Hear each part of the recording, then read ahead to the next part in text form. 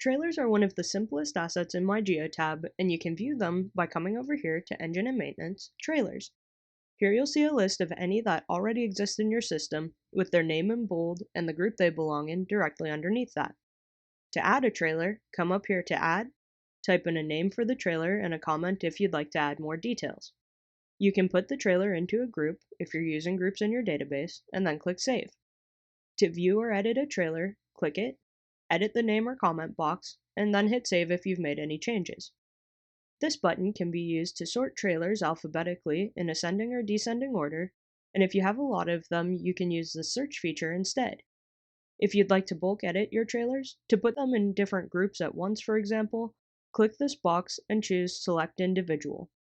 Use the boxes that popped up over here to choose which trailers you'd like to add to a group, and then come up here to this Edit Selected Trailers box. We'll click Add Groups, choose any groups that we'd like, and then click Save. We'll see this progress bar, and we can accept or reject the changes. Now that we've accepted the changes, we can see that the trailers we selected were added to the group we specified.